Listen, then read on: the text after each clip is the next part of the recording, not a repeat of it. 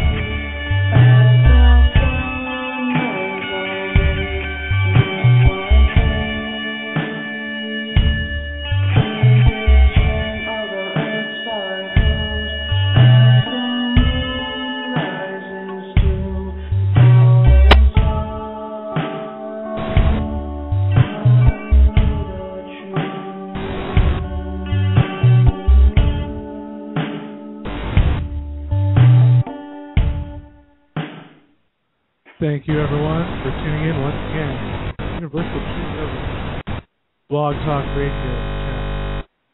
I'm getting a little interference here. I hope that's not coming through everyone else. But thank you once again for tuning in. Like I said, we're going to have a great show today, bringing you all the news that the mainstream media doesn't like to talk about.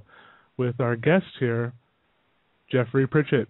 He is very affluent in all of the different subjects that we like to talk about, and it's very close to our interests here at the Universal Truth Evolution. Everything ufology, paranormal research, and anti-fear modality, shall we say. Just all the different knowledge that we're all going to need to bring us into this world that we want to create together, that is free of all the different lies, and really we get a chance to live in the truth that we all know exists. So, with that, I'd like to welcome our friend here, Jeffrey, to the show. Hey, Jeffrey, how's it going?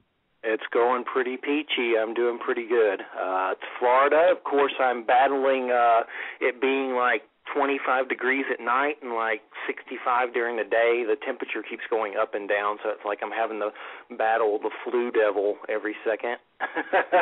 Other than that, I'm pretty good. Well, that's good that you're fighting the good fight then. As always. Yeah. Pleasure to be here. Definitely want to get into some topics that interest me and that I feel our world is leaning towards as we climb the scale to 2012 and beyond. And also wish everybody a Happy New Year. We're leaving the year of the tiger. I was a tiger, had a big year. It's pretty good. Could have been a little better, but hey, I'll take what I can get. We're going into the year of the year of the rabbit. So we're going to fall down the rabbit hole, and then in 2012, the year of the dragon, which is interesting. Hopefully China's not going to come and eat us. And then, of course, 2013, the year of the serpent.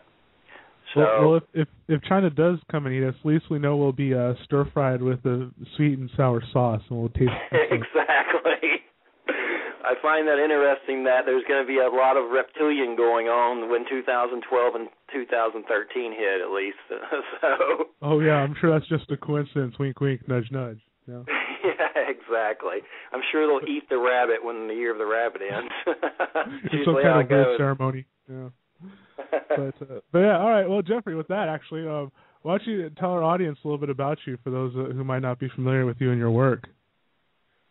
Well, pretty much I'm the host of the Church of Mabus radio show. I've ran a website called Mabus Incarnate for over 10 years. Mabus is from the Nostradamus quatrain, which some may say pertains to the Antichrist, but nobody really knows what it means. A lot of the fear-mongers and, the History Channel and all that stuff are like, ooh, it's the spooky Antichrist name. But nobody knows what it freaking means at all.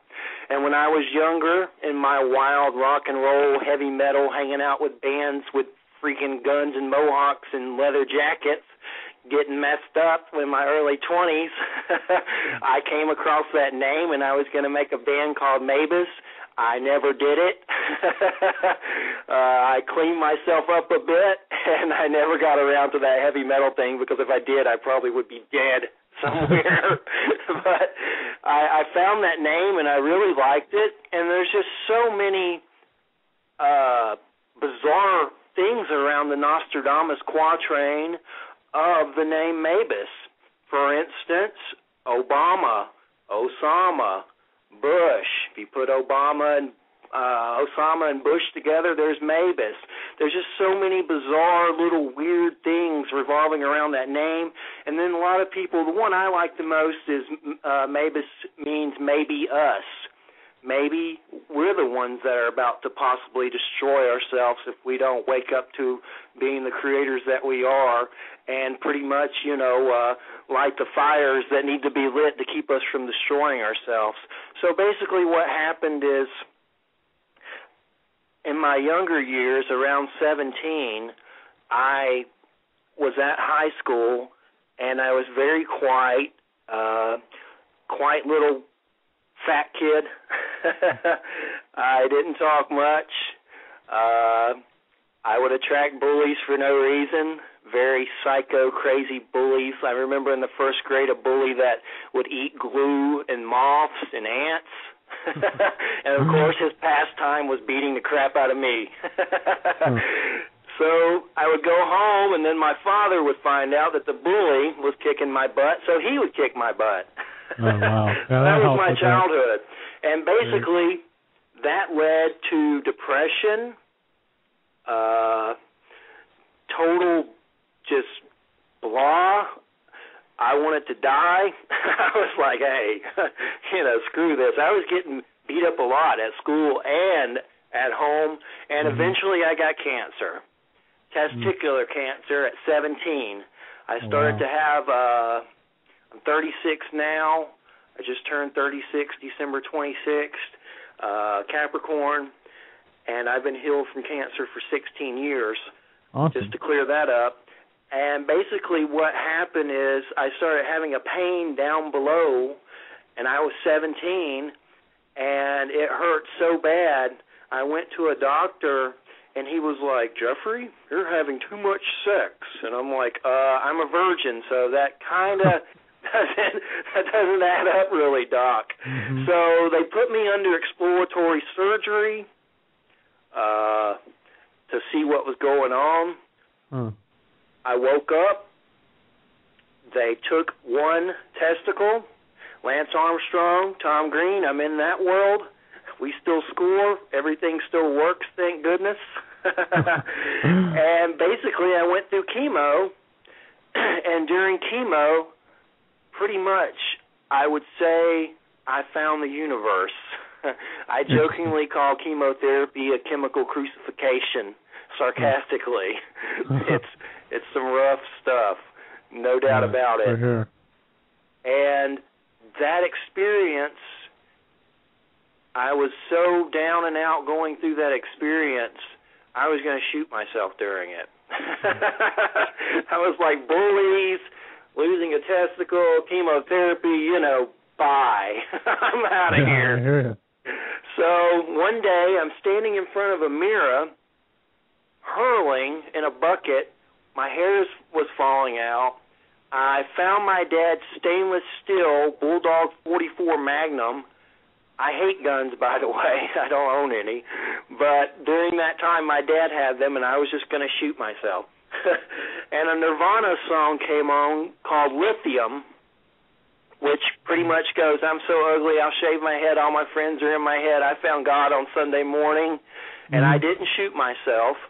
I wrote them a letter like a little fanboy groupie, and then, of course, several years later, he shot himself, so.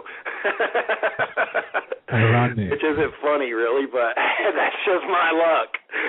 And then, of course, I heard that song, Heart-Shaped Box, which goes, I'll eat your cancer when you turn black, and I thought it was about me and my delusional groupie fanboy, little boy situation. But basically, to get to the point, during chemo, I began to have a medicine man visit me in my dreams. And my family has Cherokee in it. We're from Georgia, which isn't the easiest place to grow up at when you're me, and the South. And we had Cherokee in our blood. My great-grandmother was definitely Cherokee. I've seen pictures of her macked out, dressed up like one and all that jazz. And here I am going through chemo, and suddenly I got some shaman dude visiting me in my dreams, doing some ceremony over me, spitting water at me, like some kind of healing ceremony. And I started to notice something standing around me on some level, some kind of beings. And basically, during that time, I was watching the news, and this is when my experiences initially, I believe, started to get a lot weirder, and how I kind of opened up some doorways. I was watching the news, and a little girl was murdered by her father, and this was like, God, back in friggin' 91 or something. I'm horrible at years. I'll mix them up. But I graduated high school in 93, so it was about 92 or 91 that I went through chemo. Anyway, he killed his daughter, and I'm going through chemo, and I started crying about this little girl named Haley on the news who died, and I started praying to God. My dad was a Baptist preacher, mean, hands like concrete, scare you to death. And I started praying to whoever would listen for the pain to be brought off the earth, for me to, I was in the comic books, I prayed to be a superhero. I was 17 and dying, so I was like, heal me, make me a superhero, yada, yada, yada. And basically, since then, things have never been the same. And it sounds cheesy, the superhero thing, I know, but it's the truth. There's no doubt about it. That prayer, on some level, brought forth many experiences that some of them I'm still trying to figure out. A lot of them I have figured out, and a lot of them involve seeing supernatural oddities, beings, ghosts, whatever you want to call them. Shortly after I was healed from cancer, my father passed away, like right afterward. So, and I also had met a young lady and got married, and her family was in the mafia, which would be my luck, and they tried to kidnap her from my house on my wedding day, which is a true story. They hated me. They called me Dr. Frankenstein, Dracula, Beauty and the Beast, and, of course, I go, don't you dare call your daughter a beast. From Joker, Batman. I was into Batman, Tim Burton. That was a release during that time. And we got a divorce. My dad died. All that stuff happened at once, and I just spiraled into madness. I started experimenting with drugs. I had never did drugs in my entire life, ever. I was always afraid to, because my dad said he'd shoot me. So when all that stuff happened, I was like, screw it. I started getting into the occult heavily, reading everything I could get my hands on. I practiced it on some level, nothing too horrible, some spells here and there, but nothing weird, nothing to hurt anybody, just more of a curiosity, an interest to find out what had happened to me, why all this apocalypse and death and plague and, why was all this happening to me? And I was living with a lot of friends in my own house in Georgia after the divorce, And next thing you know, I start having, along with them, multiple witnesses, UFO sightings that were so intense that I was afraid to leave my house a lot of times. My mother saw them. She only drinks beer once in a while. My brother, my sister, they don't do drugs. I don't now. I would do a doobie if I could. That's about it, and there's none here. So other than that, that's about it on my level right now. So I'm doing pretty good on that situation now at 36. But basically people who were not partying would also see these UFOs to affirm that I wasn't completely nuts. And my friends saw them as well, and we came to the conclusion that that house, something was attracting them there.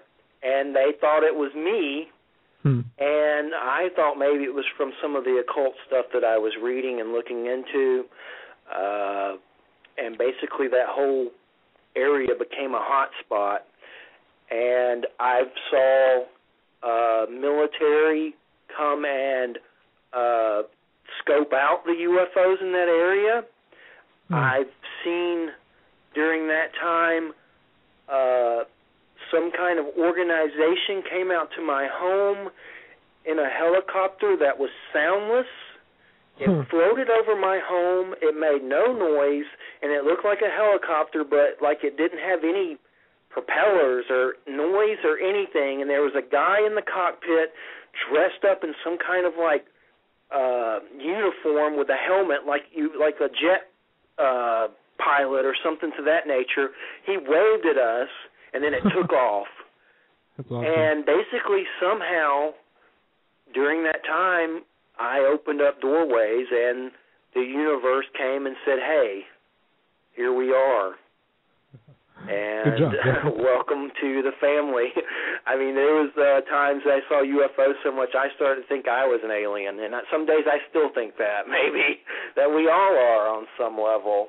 We definitely, our souls, our spirits came from another world, another dimension, so to speak, and we incarnated here, and on some level we all are aliens on some level. That's one of the things I tell people often, that especially those who believe in reincarnation, what's to say that all of those lives were on this planet? So that's the other thing. Yeah, so there's a lot of truth to that a lot of people don't recognize. I'm just pretty forthright about what I believe in that sense because of my experience. But no, it's true. We all, you know, I'm not even sure if there really is a concept of an only Earth human. I mean, like if you're some kind of soul, more than likely you have some karma on different dimensions or different planets and all this other stuff. So yeah, that's a good observation there, and it's understandable why you would feel so alienated, pun completely intended. So yeah, I definitely felt very alienated. I became a hermit after that for many, many years, and I'm still kind of a hermit on some level.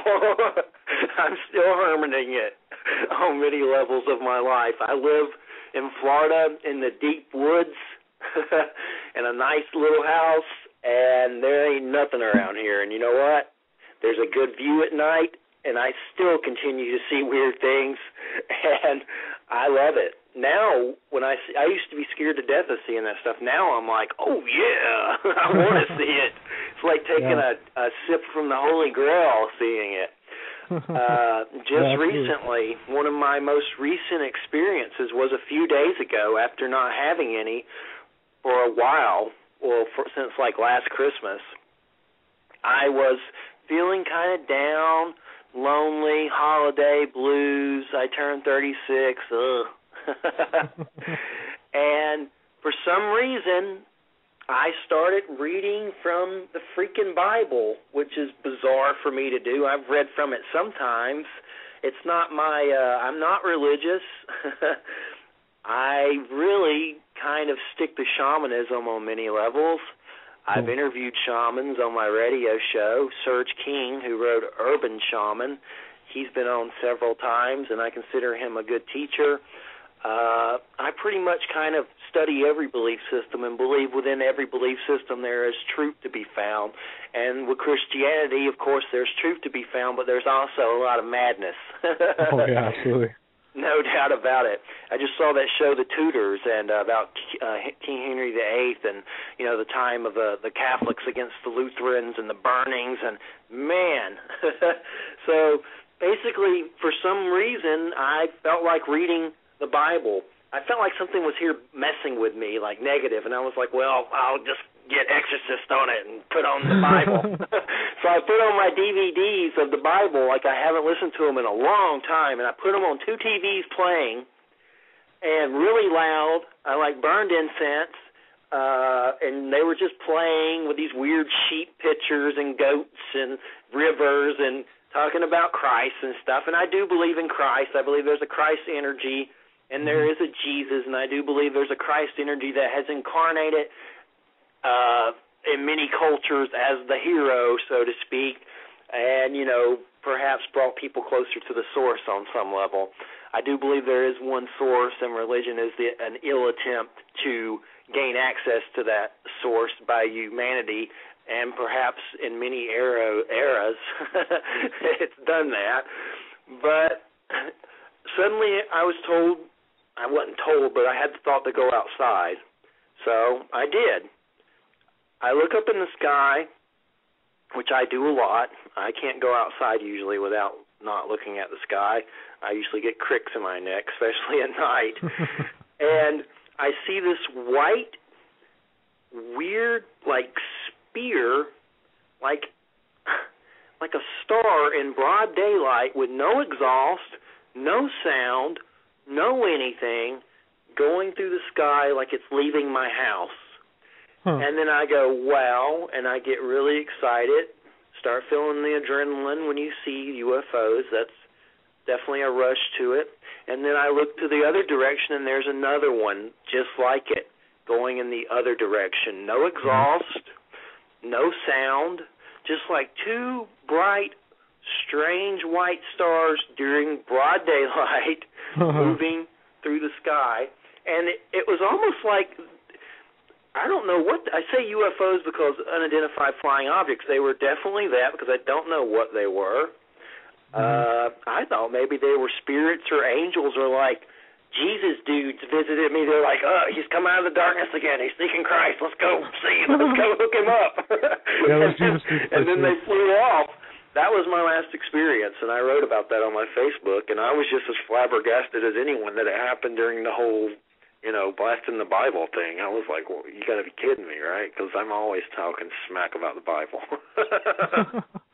Well, I think, like you said, I think that, with all these different modalities and religions, really, even the intensely odd Illuminati religion, there's the ounce of truth in there that they use to kind of create a solidarity behind. And then it's used as a device, so it's kind of like you can use that Bible and apply it appropriately, or you can use it to try to control, And I think how with your intention of kind of removing whatever you felt was hanging around you for whatever reason, I think that was honestly enough. So I think but it is cool. That's a very cool experience, and I know you said you have quite a few of different UFO experiences too. That's very, very interesting. I have one of those little scripture books that has it has different sections in it, like love, compassion, forgiveness, and then occult, homosexuality. I skipped those. I'm hetero, but I don't agree with the homosexuality stance in the Bible. But according to the occult section, I would be toast. But the love and compassion, those are beautiful. Those I vibrate with those. The scripture from that easily. They make sense. But some of the other stuff, I'm like some little bitty fat chubby mean preacher added that back in the day. Burn the heretic. Oh yeah. So you got to use discernment when you're looking at this stuff. That's the big thing that I'm kind of on a crusade about this week. I feel when it comes to ufology, it's a mess. It really is. been studying it and seeing it and partaking of it for quite some time. A lot of egos, a lot of speculation, a lot of weird hatred. For instance, I just got a book sent from a publisher that I haven't read it yet, but I don't know. I'm not going to say I disagree with it. I'm not going to say I agree with it. It's by a fellow named Nigel Kerner, and basically the book is called Gray Aliens, The Harvesting of Souls. And I might have him on the show sometime, and I want to ask him some questions, but basically it seems to proclaim that the whole gray alien race is here to take our souls. Which seems a little far-fetched to me. And then you have the whole reptilian thing, Illuminati, the Queen. Look on YouTube and you'll see, this news anchor lady or the Queen from England is a lizard. And if you look on number 130, you see her transmute into reptile woman or whatever. I'm sorry, but a lot of that stuff to me, everybody's welcome to their own perspective, but it's crap. And it's based on paranoia and hate-mongering and just psychosis. And I believe that there may be reptilians who do not have our best interests at heart, just like there are humans who do not have our best interests at heart, like terrorists, convicts that escaped out of prison. Who's to say there's not some reptilians that don't like us, that got cast down to the earth and may live within the earth's confines, and they may be the reptilians from the Bible, the dragons that fell from heaven. They may be the reptilians that David Icke, I always mess up on his last name because I'm from Georgia, talks about in all his books. I mean, there may be some that are jerks, of course, but a lot of people seem to be sitting back and judging the entire species of, let's say, hypothetically, I personally believe there is a race of reptilian beings that lives within our universe. There's so much proof of them within our Earth, from King Arthur and the Sign of the Dragon to Vlad the Impaler, Son of the Dragon, to Japanese dragon lords. I mean, there's just so much dragon reptile stuff going on the Earth is just silly. So there's definitely some kind of influence. But to sit back and say a complete species is evil, that's just insane. And a lot of people are doing that. And it's equivalent to me to the days of burning witches and burn the heretics, so-and-so's a shapeshifter reptilian, burn them at the stake. Like I had a lady on my Facebook page today, she goes, you know what, I'm related to the Queen, and my whole family is. Our bloodline's related to the Queen. And, I've never seen anyone shape-shift into a reptilian, which is ridiculous. People don't shape-shift into reptilians that I know of. If they do, they're, I guess she could have been lying about it. I try to take the neutral stance on everything, everybody's perspective. But I do feel that on many levels that when it comes to alien life and ufology, that there's way too much speculation, there's way too much judgment and condemnation of entire races, like the Greys, like the reptilians, and it's just ridiculous. And no wonder they're not going to land down here on the White House lawn and come out, because people are going to come with torches and shoot them and burn them at the stake. That's definitely one of the agendas of some of the powers that be, to instill that fear, so that things don't feel safe, or people don't feel safe doing that.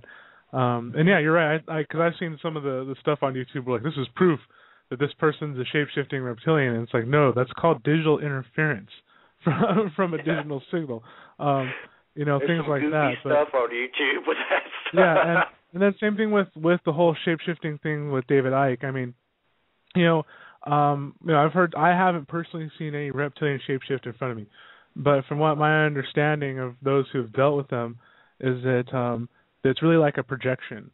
So, and then likewise, in terms of the genetic thing, like, to me, what from my understanding of those genetic, like things with the Queen and such, it's almost like I kind of make the analogy that it's sort of like having a genetic passkey for certain entities that makes them more conductive in their hyperdimensional activities, like reptilians in particular, for them to manipulate or something from a higher dimensional perspective if someone has this genetic configuration, because that's part of that whole that syncing of the vibrations, so to speak. So yeah, there's a lot of misconception about that in the races, and yeah, the whole thing about the Greys, stealing the souls. I mean, yeah, there's some Greys that are pretty messed up and they just really don't care about anything. But yeah, not all of them are like that for sure.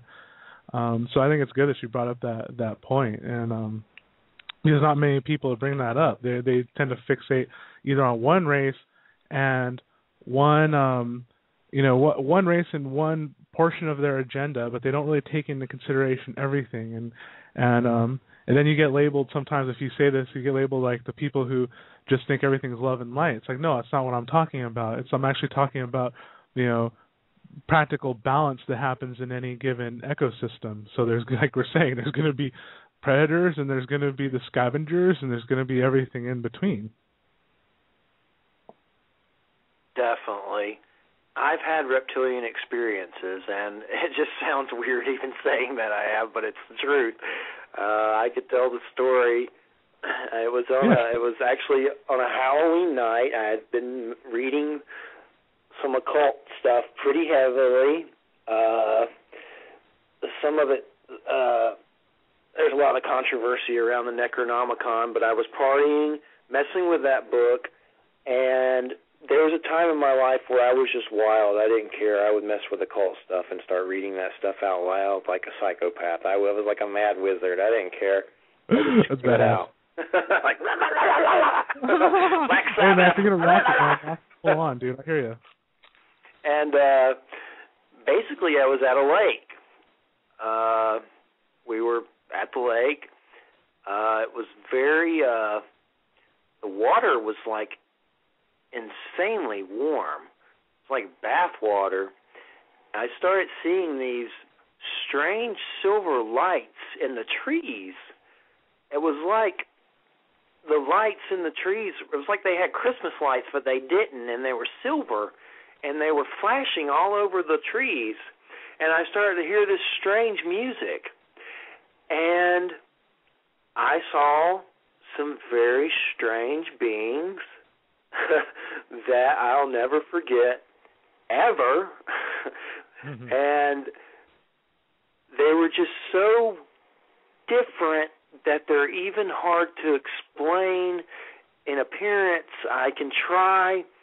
One was humanoid, but it was almost like a snake. Like, imagine a snake being a humanoid, like me and you, but you're a snake. Yeah. And another one was almost like a hydra. Like, that's what it reminded me of. Like something out of Greek mythology.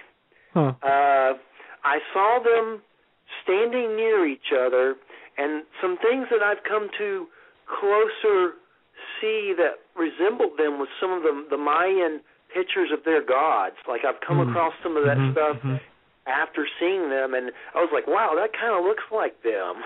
It looks like those things I saw.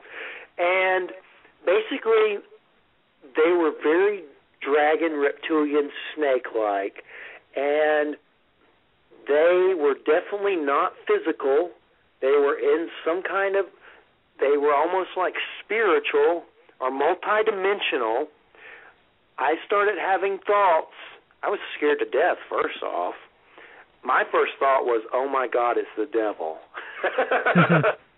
I'm from Georgia. My dad was a Baptist preacher. It's like, uh-oh, yeah. Satan. He's come to get my soul. I'm going to Hades. Yep. But they didn't hurt me. I felt, besides my own fear, I received a message, like telepathically from them. And basically, the message was, we love you, which is weird, I know. A lot of people have given me heck about that. I debated a guy recently on the network who tried to explain that people only have negative reptilian experiences and that I was lying because reptilians told me they love me. If I was going to lie, I wouldn't say reptilians said they love me. I would make up something really cool, like they took me, whatever, to Shangri-La. But they basically said they love me to write, to sing, to create, and I started seeing pictures in my head. One of them at the time, the picture that I saw was that Mars face for some reason. I'm remembering that. And I still don't know how I feel about that face. I mean, there's all kinds of speculation that there's this little face there. I don't know if it's there or not. I mean, supposedly it is. But I saw that for some reason in my head during that time. And basically they gave me a positive message. And it was really odd because there were other people at the lake with me. My brother saw something in the woods that had red eyes, but I was in another part of the lake, and I don't think he saw the reptilians, but he saw something. And then there was this big guy who went to take us home, and he basically went crazy and almost drove us in the lake and drowned us. It was like he was possessed. So that was how that night ended. And that was one of my many being experiences. And like I said, I don't know what they were, but they were definitely reptilian something or another. And those are the ones that spook me out the most. I've seen beings of light. As far as imagine like a star that's shaped like a person. During that time, I would see these golden, strange stars in the sky that were just very weird. And then when I think I actually got binoculars and looked at them, and I'm like, that's a dude. That's awesome. That's like a star dude up there. And it was like they were all around the earth. I still see them sometimes, but not as clear as those days.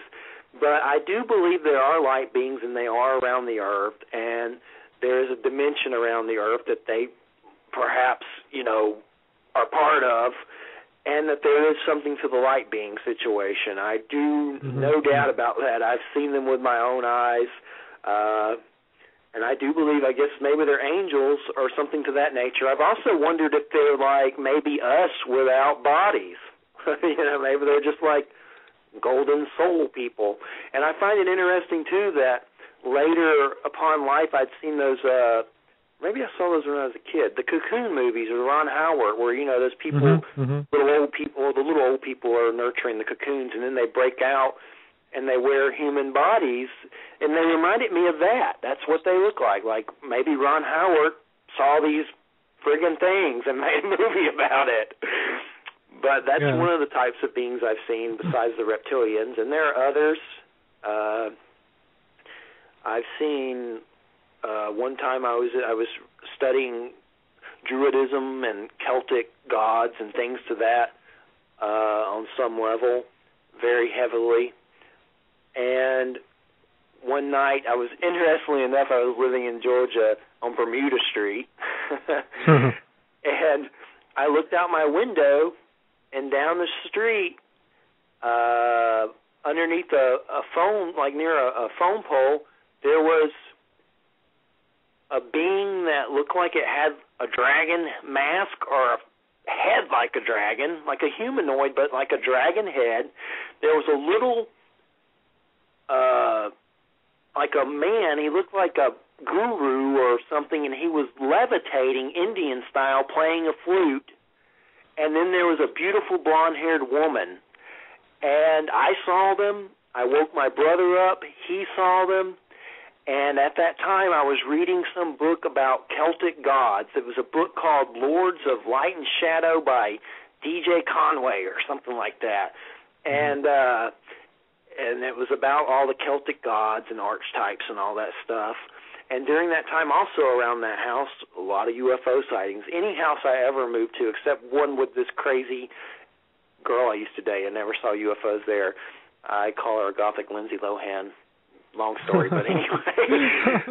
Yeah, but anywho, basically any house I live at, UFO sightings with multiple witnesses, including this house I've only lived at for a year. I've had experiences here. One that I'm recalling, I was going through I've only been doing my radio show, The Church of Mavis, for a year. Mm-hmm. And at first I was doing these little interviews at my website, mavisincarnate.com, where I would invite a guest there, and you would just come to a chat room, and people would type out questions, kind of like old school AOL days. You know how you go to a chat room and it would just be text with no audio? Yeah. I would do that with guests. And they were really successful. Like, a lot of people would come to them. And people were like, you should do a podcast. You should do a podcast. And I was like, no, I don't want to. I don't talk that much. And then I really didn't.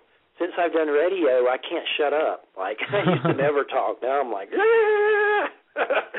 But basically, it elevated to doing the radio show. And there was a point at the beginning of the radio show I was having trouble getting guests. Like, I would write people, they would ignore me. I was just having a terrible time getting guests. I couldn't get a guest for anything. And I said a prayer one day to get guests. I was like, hey, universe, I need guests. You know, if there's something to this, I need some guests. and around Christmas time, or December, I believe, I saw, with my family, my nephew and my brother, 3 to 4 to 5, at first it was 3, then there was more in the distance, these strange red glowing, like, ships in the sky. I call them dragonflies because that's what they reminded me of.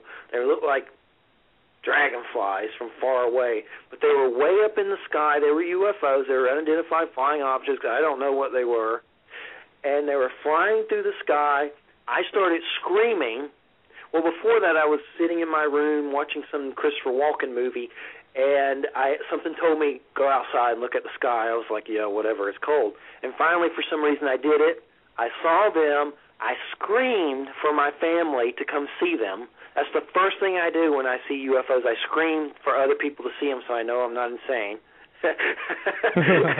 They came outside. They saw them. They looked like red, glowing, fiery spears. And it was like they knew that I saw them, and some other ones turned around and stopped and positioned themselves like they were just watching in the background. And I was feeling, that adrenaline rush when you see UFOs. And shortly thereafter, I started getting interviews with people I never thought I'd interview ever, like who would ever have a thing to do with me. And next thing you know, I'm on the phone with Stanton Friedman, nuclear physicist. Yeah. And like Stan Romanek, there's some controversy with that one, but he's another one.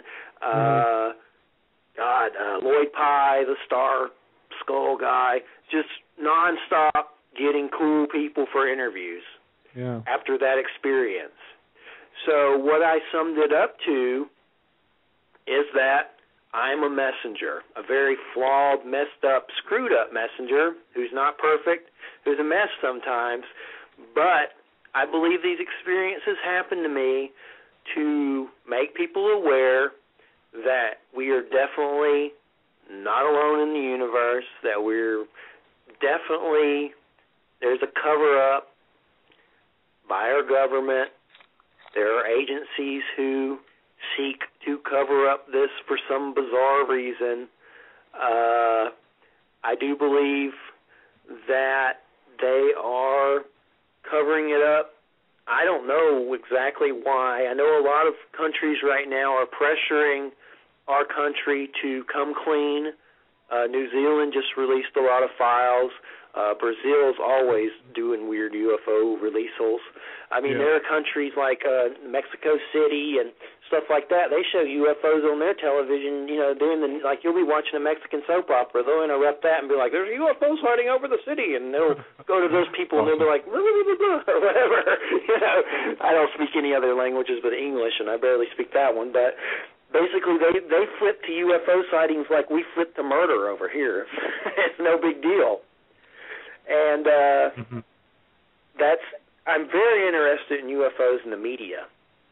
It's very fascinating. If you go to YouTube and type in CNN UFOs or ABC or Fox UFOs, man, tons of stuff comes up.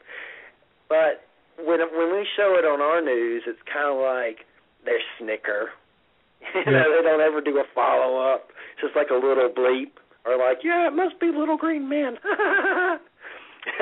Yeah, they do. They tend to put it in that light, and I think that it's interesting though hearing your story, and especially in relation even to how you grew up and how you're saying what you realize that you're a messenger of sorts, and I think that really does go beyond even just the extraterrestrials, but also the spiritual in the sense, and then too just from a human point of view, because like how it sounds like especially your upbringing was fairly harsh, shall we say, and I actually did experience growing up as a little kid too, so I understand how unrelenting it can be. Unfortunately, fortunately for me, I had probably a little worse attitude than you did, so I just really didn't let people mess with me too much. So, but yeah, you still get it. You know what I mean?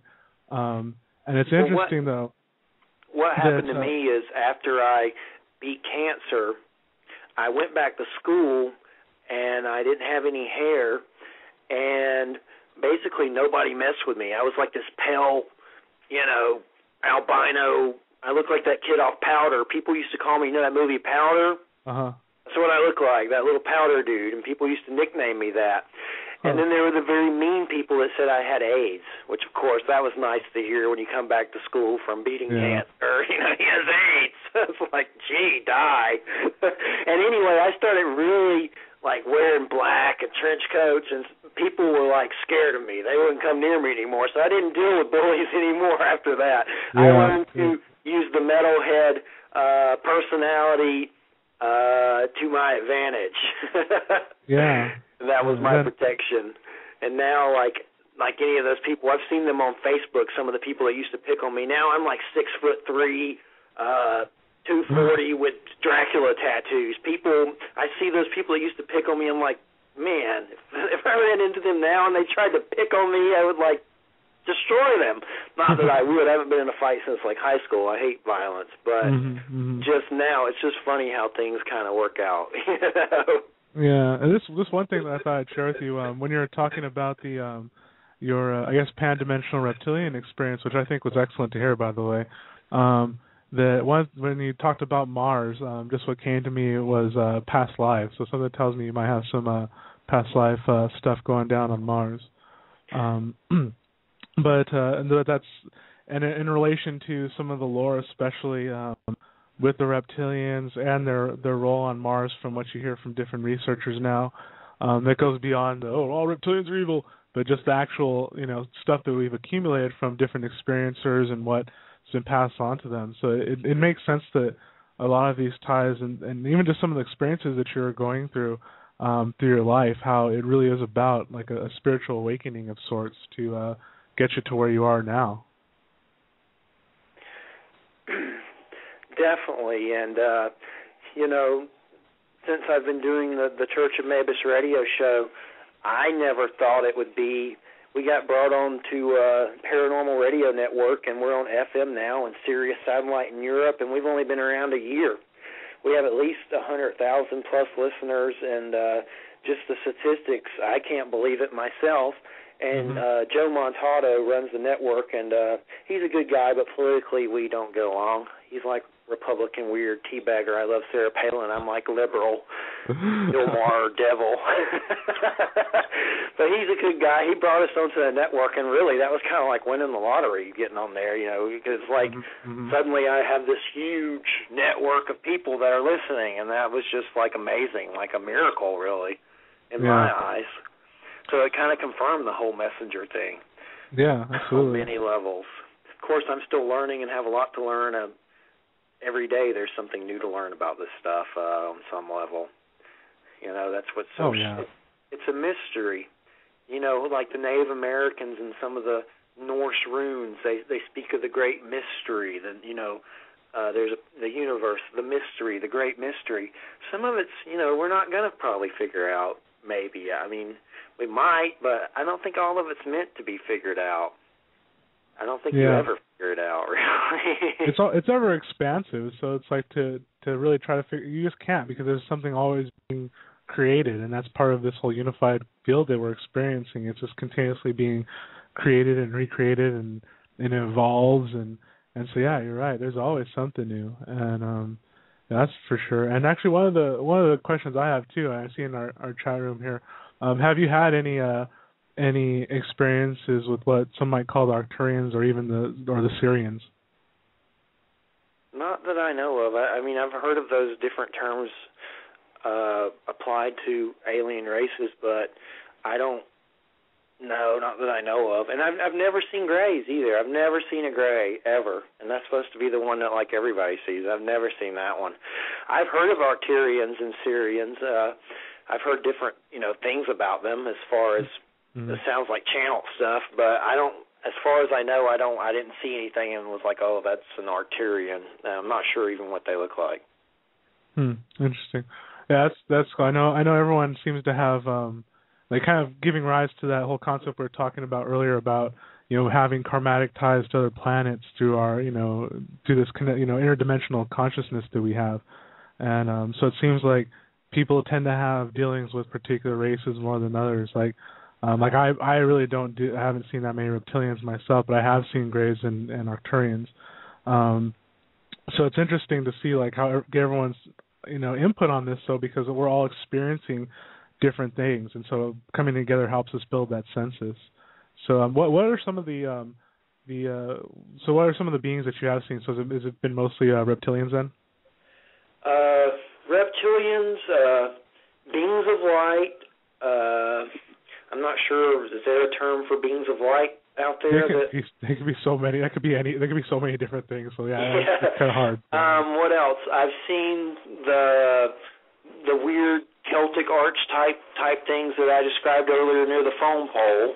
Mm-hmm. Another thing that I saw was in Georgia with a friend. We were out back in the woods, and in the woods we saw these little cloak beings standing around a black box. And basically the conversation went like this: do you see that? He goes, yeah, I see that. Do you see that? Yeah, I see that, to each other. And then like my cat went towards them and pounced near them, and they vanished. So I didn't know if those were like, I don't know, I always joked around and said they were like wee folk or like Jawas or something. I don't know what they were, but I have seen some strange little cloak beings standing around a black box, and I have no clue what they were. That's pretty interesting. I think too, like how you're saying you got into a lot of the different occult works, and I think that really heavily gets into a lot of pan-dimensional stuff. So that's like, so the little cloak guys and stuff just kind of screams pan-dimensional at me. But that's pretty funny though. That's pretty cool. Yeah, definitely. What does pan-dimensional mean exactly? I know what pan is. That's my Capricorn deity, god of lust and fertility. But what's pan-dimensional exactly? Meaning that you go from you're traveling from one dimension to another, of some kind of realm or reality or dimension, shall we say? So that might not necessarily be from another planet, but another reality entirely. Does that make sense? Gotcha, definitely. I've definitely taken note of the Native American view on spirituality and shamanism. Some things that I find very interesting is some of these shamans and medicine men have been having contact with the star people for a long time, and it's known within their tribes. I love stuff like Coyote and the trickster tales, like those little folklore tales. They're just so bizarre, and I do believe there's something to the trickster energy, and that this ufology and some of these sightings and UFO experiences revolve around that trickster energy, because they're mischievous on many levels. It's like there's that trickster energy present, and I've gotten into the Native American folklore stories of Coyote, and which basically is where all this trickster stuff comes from. There are books written about tricksters and UFOs and stuff by several individuals. And basically these stories of coyote are about this being that, you know, he looks like a coyote. He's going around, you know, shagging beaver woman and just weird stuff, man. And it's funny that the root of some of this, you know, the trickster and all that revolves around those stories in the Native Americans. And recently I came across a book on Cherokee astrology, and you had to do all these weird numbers and crazy stuff to figure out what your little astrological Cherokee zodiac thing was. And it said I was the serpent. And it said basically, I got this book from somewhere like One Spirit, some book club or something. And basically it said that my sign was the serpent, and that I was here to awaken humanity about the star people. And I was like, wow, this is a trippy book, man. They went into this whole thing about the star people and waking humanity up to the fact that they're star people, which was pretty cool. So it's like these Cherokee, you know, these tribes and stuff, they know a lot more about this stuff than, you know, the white culture on many levels, and have for like countless, you know, centuries. Like, for instance, in India, you know, their gods and all that stuff, they have, in the Vedas or, you know, whatever that's called, with, you know, their gods, there's, you know, battles in the sky with UFOs and nuclear technology and all kinds of weirdness.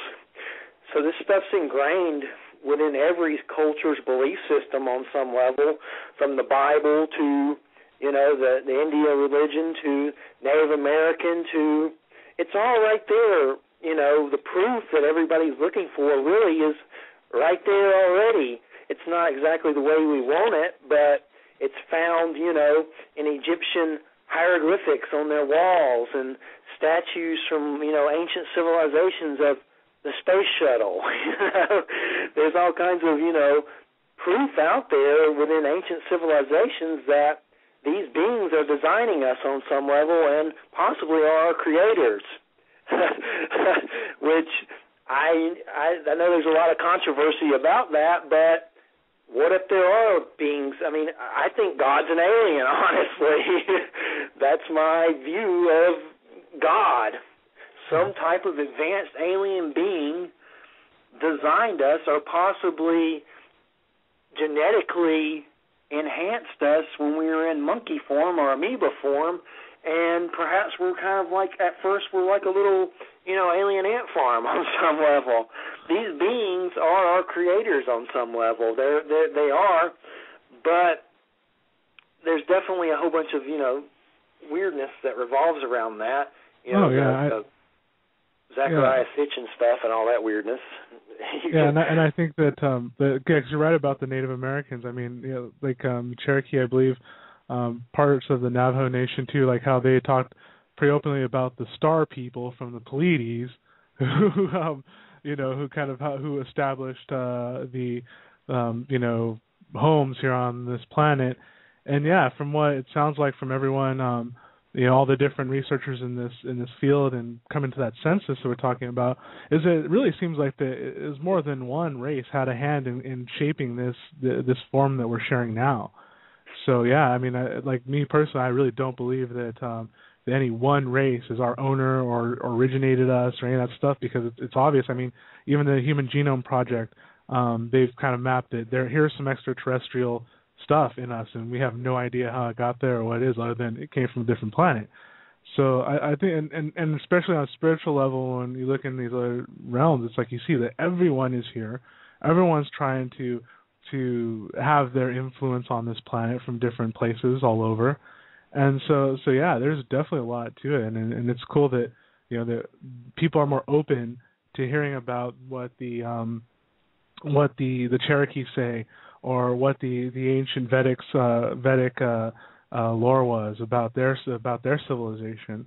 And because all of it ties into what's going on right now, and why, you know, here we are talking about it and sharing experiences, you know. And with the escalation of UFO sightings as of late in the last few years and beyond that, it's just insane. And the other thing that's so frustrating about it is how many of these UFOs are governmental too. That's the other thing. Like, you know, you're in Brazil and they have a UFO sighting. For all they know, it's our, you know, military spying on them. That's the other frustrating thing, which is extraterrestrial and which is just our own technology that's black ops and no one really knows about hardly. So there's so many frustrating things with this topic. That's why the American government and their secrecy on it just frustrates me so much. It makes me crazy to think about. And like I had mentioned earlier to you on the phone before we went on the show, recently Bryce Zabel and Richard Dolan created a book called After Disclosure, and this book, I would definitely recommend it to anyone, is basically the take on what happens after disclosure. And it's a book that's about, you know, everything that could possibly happen after these government, you know, come clean on some level, which I think on some level our government is trying to toss a bone to the public to go towards that direction, even though they're crappy bones, like the whole NASA recent arsenic life forms, you know, microbe thing. Like, I was so excited. I was like, oh, they're going to tell us something really cool, and then it turns out it was like some acid-eating amoeba or microbe in a lake and wherever. And it was stuff that they talked about on the Discovery Channel like years ago. Someone showed me a YouTube video of some lady already talking about this stuff. It was nothing. And basically, I just believe it was NASA doing a last-ditch effort to get some funding because the Republicans took over, and they're like, oh, we got to throw something to the public so we can, you know, look important for a second. And I do believe on some level NASA is a puppet show for the public, and they know a lot more. Oh, absolutely. It's just like a little puppet show, like little marionettes here, yada, yada, yada. Oh, yeah. This really all does work into their planned disclosure. It had to do, to me, it seemed like it had to do with influencing modern academia to open their minds to the fact that the possibility of life is exponentially larger than what we perceive because of the whole adherence to carbon-based life versus, this arsenic one, you know what I mean? Yeah. But that being said, we are actually at the top of the hour, so usually what I do here is play a song, give us a little break, so you can get a little drink of water, whatever you need to do. Give our chat room listeners here a chance to get up as well, and then we'll come back and jump right back into it. All right, sounds good. It's been going great. Yeah, it's been going great. And so anyone, just right now too, everyone in the chat room, if you guys have any questions for Jeffrey here, feel free to post those in all caps so we catch them. And we'll go ahead and get on that. We also do have the call-in number, which is 661-621-7530, if anyone wanted to call in. So for right now, though, let's play us a little Dead Shaman and have ourselves a meditatively magnificent time.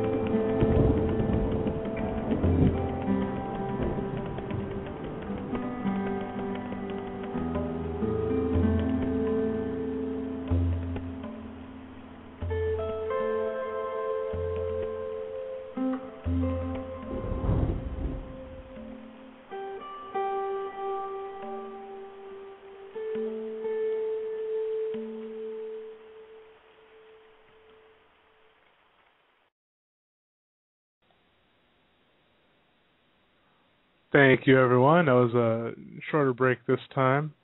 And thank you for listening to Universal Truth Evolution Blog Talk Radio channel here. And today we have on our guest, Jeffery Pritchett, talking about all kinds of paranormal goodness here. And we're getting into the second hour here. And once again, if anyone has any questions, feel free to post those in all capital letters in the chat room, or feel free to call in. And our number here is 661-621-7530. So, Jeffery, you there with us? All right. So is there anything else you felt in particular you wanted to share right now, or that we haven't touched upon yet, or do you want to elaborate on anything maybe? Yeah, I have like the last few months I've seen a lot of news articles about CERN, the whole God particle machine to try to, recreate the Big Bang. I believe they actually did do that. But there was actually an article that said that they would have proof of multiple realities within the next few years. There's been a big increase in the media and stuff that was just kind of strange the last few months about multiple realities and CERN. And there was even this one article about they made a star or got a star and put it in some kind of containment unit to study it. They're doing all kinds of crazy stuff. That's probably why the aliens are here more than ever, so we don't blow up everything. But lately, there's a lot of strange stuff going on. With these scientists doing very bizarre things that bending reality and playing with things that hopefully we're meant to play with. I don't really know, but this whole God particle Big Bang thing's kind of creepy. Recreating the Big Bang. It just sounds kind of spooky. I don't know if that's a good thing to play around with, but they've been doing it.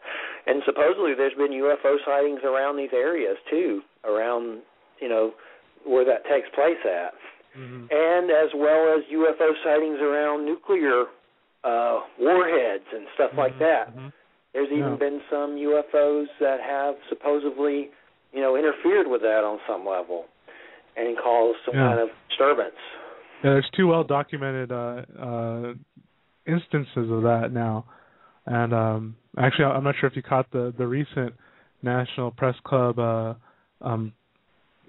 conference that they had with more people, ex-military and Air Force officials, talking about stuff, and then once again there's more military personnel who were talking about a similar incident that happened in the 80s where these UFOs apparently shut down these different nuclear sites at different time, all at the same time. I guess something like that again happened in the 90s as well. So yeah, it's there, so it's very intriguing, and so it only makes sense that that something would be hanging around CERN, especially in relation to how you're saying the different realities, because that is part of string theory, even in modern academia. So that's why I think it's so funny when people in modern academics kind of, laugh at these realms, but they're talking about the same thing. They're just putting it in a different context. They want to pretend that they're God, in the sense that, I know everything, like we're saying, right? But that's just not how it works. So it does make sense that there would be stuff around CERN, though, too, just like these nuclear sites. Definitely, and as far as there's been a lot of the news about finding planets that were Earth-like and things of that nature as well. Another strange thing I saw on space.com is they found a planet near the sun that was many times bigger than Jupiter, and it was a stealth planet, and that was on space.com. I don't know how accurate it is. I mean, I was figuring space.com is pretty accurate. But some sort of planet that was hidden called a stealth planet that was found somewhere behind the sun, which was kind of weird. I actually had the article on my Facebook wall.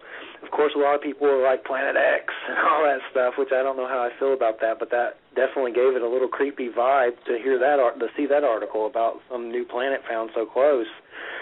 And I really haven't heard much about it on a big level. Like, it wasn't on all the news stations or anything. That's for sure. Yeah. It wasn't on CNN or anything of that nature. I think a lot of it is, too, is that, because of the whole systematic dumbing down, that people can't make the connection, or a lot of people fail to make the connection to why it matters to us. While here we are going like, dude, how come you guys aren't posting this more. I think it's because those because you've done the research. I've done the research. We've read. We've done all these things. But a lot of the people rely on that mainstream news, and how it's like, dude, you're not going to get the whole story in 30 seconds, you know what I mean, or 60 seconds. Yeah. So yeah, I was really surprised at that. What was it called again? The press conference, National Press Club conference. They covered that on CNN some. That surprised me. Yeah. Yeah, they actually had some other major media sources there too. I mean, they even had like Stars and Stripes writers there, and it was interesting for me. For our audience too who haven't seen that, definitely go check that out, because this National Press Club meeting almost ended up being like what one would expect to see at like the X conference or the Conscious Life Expo or any of these larger kind of conferences where you have these speakers talk, where you have people start sharing experiences the same rate that people or the speaker is giving theirs, because they're just trying to share, like, here's someone I can share this with. And this was happening in Washington, D.C. in the National Press Club room. And so it was interesting, because I think for some of us who are used to seeing these things, it's like sometimes I think we almost get annoyed at the person who gets up to ask a question and just starts telling us their story, right? And but in this situation, I thought it was actually kind of cool, because the person doing it was like an AP reporter or a reporter for, you know what I mean? They're people in mainstream media who are like, I'm going to share since these guys shared. So I highly recommend that video. I can't say enough good stuff about it, really. I need to get a copy and watch the whole thing. I tried to download it somewhere at a torrent site, and it was like some other one from like a million years ago. I need to find the new one and watch it all. I'm sure it's lurking out there somewhere, probably next to the WikiLeaks insurance file policy. Yeah, because I do know that the original link that I remember I even posted on my Facebook when that came out was taken down right away, and then there was another one that got put up, but it got duplicated. Because I mean, I think that they're realizing now you can't. I mean, look at WikiLeaks, exactly like how you brought up, how they try to go after WikiLeaks, but they just made it get duplicated more places. So. Yeah, I mean, they couldn't keep up with that at all. And that dude, I was keeping up with the WikiLeaks things heavily. Now I'm kind of like, I don't even know what's going on with it at all, but it's kind of gotten quiet. I don't even know what's happening with it. But when it was first happening, it was like the end of the Dark Knight movie. It was like, the Joker about to unleash, I kind of considered the guy, a good thing, but just it kind of reminded me of the end of a movie, if anything happens to me, I will release the insurance file and the key, and whoever has it, yada, yada, yada. And I was just keeping up with it heavily. And the fact that it was, I don't know if Pirate Bay went back up. I know it went down recently, like hardcore went down like around Christmas or after. I don't even know if it came back up. But that's where he had originally put it. And, of course, everybody did mirror sites and whatever, so no matter what happened, it was going to be out there, to be released. But I don't think anything ever came of it, really. What's going on with that? They pretty much bought him off. I haven't heard anything else about WikiLeaks lately. Yeah, I think at this point, I know he's out on bail from that rape charge, Assange's anyways. Yeah. And I know that they say that case is pretty thin, so we'll see what ends up happening. But then, and I know that Michael Moore said he's going to be hosting WikiLeaks, so we'll see. I'm not sure if that's been implemented fully yet or not, but he said he's going to transfer his domain and the stuff over to his server, and then. But meanwhile, yeah, we know there's a bunch of mirrors, but apparently that's where that's going. And then also, I believe his name is Bradley Manning, the man who is accused of actually divulging all this information, is still being tortured in his isolation cell. So. Yeah, I heard about that too. That's definitely misfortunate. Michael Moore, I love Michael Moore. My fantasy is for him to do like a UFO movie. I know, seriously, huh? Yeah, I've even put it on his wall. It's like, come on, do a UFO documentary. Just have him outside, one of those secret places, giving them hell. But, yeah, I like Michael Moore a lot. Definitely. I'm expecting a WikiLeaks movie from him. I think they're already doing a WikiLeaks movie. There was also some UFO speculation with WikiLeaks, but I don't think anything came of it. I know Assange said some kind of quirky comment about, people turning in stories about them being the Antichrist, watching television in their kitchen and UFOs. So he said something about weirdos, which was kind of a turn-off. Like, don't call people weirdos. Don't call UFO people weirdos. But nothing really else came of the whole UFO. Supposedly there were some WikiLeaks UFO things, but I haven't heard anything else about it. It's kind of died down. They actually, I haven't seen anyone find them yet either, but because that's the thing. I don't know if you had a chance to go over any of the leak cables yourself, but there's thousands of them there. You have to weed through so much stuff. So like, I wouldn't doubt that it's already out, but like, cause I'm looking at this thing right now they're reporting on with the whole Ahmadinejad being slapped by their National Guard guy, and I remember seeing that when that came out, like when this whole shitstorm hit. And so now someone found it, and now someone's reporting on it, and so there's like so much stuff in there. I'm sure it's just going to take time to be reported on. So I wouldn't even doubt if it's in there. But I hear you on the UFO weirdo thing, and I think it's kind of interesting because I've even talked to people and said, yeah, there's some people in the ufology or UFOs, they're just freaking out to lunch, man. They're just way out. But it's kind of like, I think it's just because of that media conditioning that we were talking about earlier with like our news here, where they're kind of like, oh yeah, it must be the green man. I think that's kind of what gives rise to everyone just kind of automatically assuming that it's like we're talking about everyone. You know what I mean? And but yeah, you're right. And I talk about that quite a bit on here about using more inclusive language.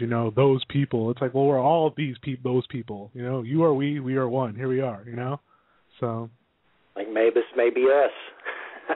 Exactly. It's like a concept that we're embodying, So I think it's cool that you actually went off on that concept of the Mavis, because and just kind of knowing how these sort of this language, if you will, kind of works, and how it's all associative, and you're seeing how all the associations around what Nostradamus put with that, and it's kind of like, and you see how it manifests within the context, and to some degree, the context of what he was talking about. It's just shifted. It's not literal. You know what I mean? Yeah. And it's just like a dream. And I've had people see that name at my site, and they'll leave it and leave me some long, weird, I'm going to hell, and I'm the devil. Fine. I love Jesus stuff. I just did that. When I did the radio show, I was like, I'm already playing with the Mavis name. I love like shock rock, Alice Cooper, Marilyn Manson, just getting the message across, and if you piss people off too, that's beautiful. So I was like, well, church, Mavis, slam them together. That'll upset people, and it's upset some, but some of them, they don't care. They get the sarcastic pun of it. I jokingly call myself the Reverend Pritchett on my forum, which is definitely sarcastic. But, Bryce Zabel, he wrote that book with Richard Dolan, After Disclosure, and we're interviewing him Sunday about this show that came out, Dark Skies, back in the early 90s. And this kind of leads into the topic that we're talking about, how Hollywood and the entertainment industry keeps pumping out things that, the aliens are coming to suck your membranes and put the little placebo inside you and make you their slave. Of course, when he made that show, there is some of that in it, but there's also a lot of cool stuff with, like, Betty and Barney Hill and historical stuff. And even the dude from X-Files, the smoking dude's in there, Smoking Man from X-Files. I forget his name, but he's in that show. I was like, wow. I'm watching it now because I'm having to study it for the interview Sunday. But basically, one of my questions to him is going to be about how his view on alien life. I mean, obviously, if you're making a show in the early 90s, you're going to have to throw some weirdness in there, like the X-Files or whatever. There's got to be some kind of alien conspiracy out to, harvest the Earth.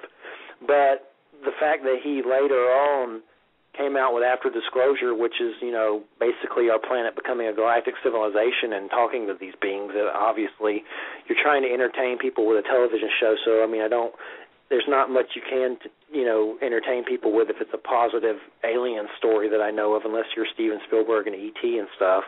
So I guess, with shows like The X-Files and Fringe, they're very entertaining, but there's definitely that uneasiness of, it's kind of how they're portraying these beings, and it's kind of feeding into everybody's, grandeur of delusion about these races and stuff. Like Fringe is by J.J. Abrams, who did Lost and, the Star Trek, and it's about shapeshifters coming down from multi-dimensional.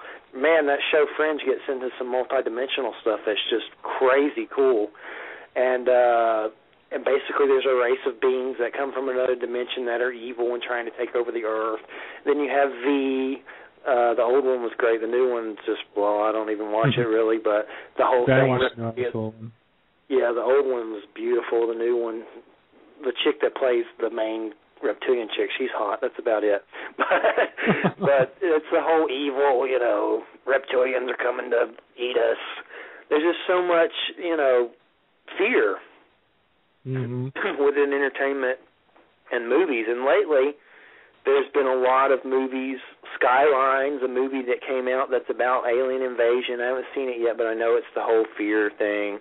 There's Battle Los Angeles. It's the whole aliens are coming fear thing. And there's just a lot of that. It's bombarding us constantly, and it has been since, the 50s or 60s with those, B movies about the aliens coming to get us, which is one thing I'm interested in talking about, which I don't know a lot about. Oh, no, hold on. My dog's going to go crazy. My brother came home. Having my nephew put them up so they don't bark like psychopaths. But basically, the whole false flag scenario that I've been hearing a lot about, that the government is going to supposedly have some kind of situation to where they make it look like we're being invaded by aliens so they can instill new world order. Which, just saying it sounds crazy, but I wouldn't put it past the government at all. Of course, I've heard stories about they were going to invade Cuba, and they talked about using a hologram of Christ back in the day to cause unrest, so everybody would go crazy and they could invade. I've heard stories about them using holograms of, Allah with terrorists so they'll confess. So, it's not that crazy that our government might try something that nuts. Yeah. But just, talking about it definitely sounds wacky. I'm not sure if you happen to catch it, but Project Avalon just released a new video with this kind of whistleblower guy named Charles. It's a fake name. But they asked him about that, and because apparently he's a guy who kind of does a lot of remote influencing and manipulation to try to get rid of threats, like Bill, actually. And basically he was saying that that whole project is actually already going on, and in a lot of ways I would actually agree with him too, because as we pointed out on the show earlier about which ones are even our tech and which ones aren't, and he made mention of the triangles, and I think a lot of us are familiar with at least some of the triangles, the TR3Bs and the TRDDs, but then I guess he was talking about some of the ones that actually, join together and to make like different shapes now and stuff. So he's like, how people don't account for that being our tech, but it actually is as well. And so he said now that's kind of showing up more and more too for the same reasons everything else is as well. From what I would gather, Charles is definitely more nihilistic. He really is. He just doesn't care. Like he said on there, he's really just trying to kick some people he works for in the nuts. Like he said, for his words, and but it did make sense because it's like we are seeing stuff. Or look at China with the UFOs shutting down the airports and those X amount of days of things happening in the same in order, and you see some of those videos, and a lot of them look like you would almost say if there's such a thing, conventional spacecraft.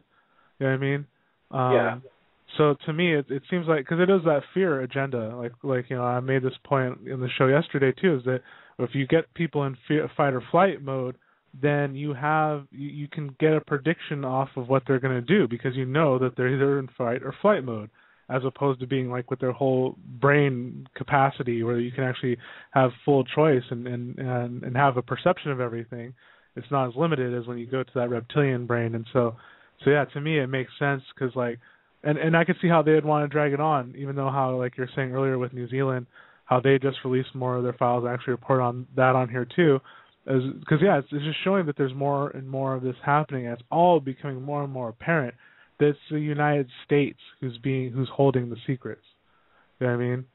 And so, it seems like there's these there's interests who don't want to let it go because it's like it seems to me like it just seems like they're trying to squeeze as much, of resources from people as they can before things change, because they are changing. But at the same time, I would not put it past, a certain faction to initiate a conflict, with the intentions of misleading people to think that it's extraterrestrials, because then that would just bolster the support for certain programs, Definitely. And that's like with my first original sightings, that area somehow became a hot spot, and I do believe it was extraterrestrial in origin, and then some type of outside government agency reported there. It was almost like they picked them up on the, tracking radar or whatever, and then they sent units out to investigate. And I do believe that there are agencies like that go out and, seek these UFOs and see what's going on, and they came out to my home. And I'll never forget that guy in that silent helicopter in his little, looked like an Air Force, jet uniform, and he was just, sitting there and just hey, how you doing, waving sarcastically, and then it shot up. So if you think about the whole Hitler situation of him possibly building UFOs, which I believe he was trying to or was on the verge of, and possibly was, there's a lot of proof around that, and when they were defeated, they brought a lot of those scientists to Russia and to here to do the same thing. They've been playing with this technology since World War II. Mm-hmm. So imagine what they have now. I just interviewed Jose Escamilla, which there's a lot of controversy around him too, but he was talking about the Battle of Los Angeles. It was a good interview about that, and basically the Battle of Los Angeles was in the, I think, 1940s, 41, I don't remember the exact year, I suck at years, but basically a big UFO appeared in Los Angeles in the 40s, right after the war, after Pearl Harbor, and all these military artillery shot hundreds of thousands of rounds at it, and they have a picture of it being shot. You can find it online. Mm-hmm. They have newspaper clippings, and they're all firing at this big UFO thing over Los Angeles, and debris falls down and kills people, the dust kills people, and it's all chronicled right there. And who knows what that, it looked like it didn't do any damage to the thing at all. Yeah. So maybe it was extraterrestrial, or maybe it was one of, the Führer's weird little craft. Nazis and UFOs, that just sounds totally out there, but he was messing with that kind of technology. Hey, that's not too outlandish of an idea, considering the Bell Project, and especially if the people would say, well, if it was the Nazis, then how come they weren't using that? Well, maybe that's all they could do at that point because there wasn't any weapons on that ship yet or something, I mean. So yeah, the plan was to build some kind of super UFO fleet as their last attack and to attack us, and we stopped them before that. So that was their last, evil plan, Yeah. Dr. Evil, UFO, crazy, attack us, and we stopped them before they did that. And as you know, the Nazis they're into crazy occult, finding the Grail and spear that pierced Christ's side, and there was even some stuff about the Necronomicon and the Seals of Solomon. There's some books about it, I think Peter Levenda and Holy Alliance and stuff like that. But there's a lot of weirdness with Hitler. I mean, it seems like he was definitely, possibly, maybe having some kind of weird contact with some kind of beings that maybe weren't out for our best interests, possibly. So where would you get the idea for, a UFO during that time, unless it's something else telling you, maybe. It's just kind of out there for 1940. To me it is, anyway. Yeah, I wonder what influenced that on some level. It was the devil. Oh, I don't know. Yeah, I'm sure that all those ideas weren't just purely their own. I mean, just knowing how and understanding how things flow in from hyperdimensional sources too, including extraterrestrial influence, whether people are conscious of it or not. And that's what I'm saying. It doesn't. I wouldn't doubt the Battle of LA. Maybe it was extraterrestrial, or maybe it was this Bell, or this Bell project, and it was just the Nazis saying like, haha, you actually didn't kill us. Here we are, but we can't get you right now. All we can do is kind of just sit here. Yeah. Escamilla said something about Nazis on the moon, and they're actually, I'm not saying I agree with that at all, but he said it, and some people were giving him slack about it, about Nazis on the moon, and it was like adding not very credible to the whole Battle of Los Angeles because he was saying it. But his thing is there are Nazis on the moon and some kind of proof, and maybe they took a Darth Vader escape UFO to the moon, and that's where they went. Which I'm not saying there could be Nazis on the moon, but it sounds batshit crazy, of course. Yeah, it does. And that's all set up. I mean, that's one thing that Richard Hoagland talks about too, because technically NASA was established by Nazis. That's part of Project Paperclip. Werner von Braun pretty much, made NASA and the Apollo missions with his rocket understanding. He came from Germany. He was a Nazi. They brought all of their Nazi friends over to make the bomb and keep making bombs. And then, so what makes people think they were going to stop their esoteric agenda, which they didn't? So yeah, to me, it sounds funny, but there is truth to it, because in a sense, like all this secret space program the United States conduct right now are Nazis. And you can even say that by definition of what Nazi was established by politically, which is National Socialism, which was state-sponsored corporations. So it was privatization, but they were in favor of the state. What does that sound like? You know what I mean? So, definitely. Yeah. It's like we learned all we could from them to become the superpower that we are today.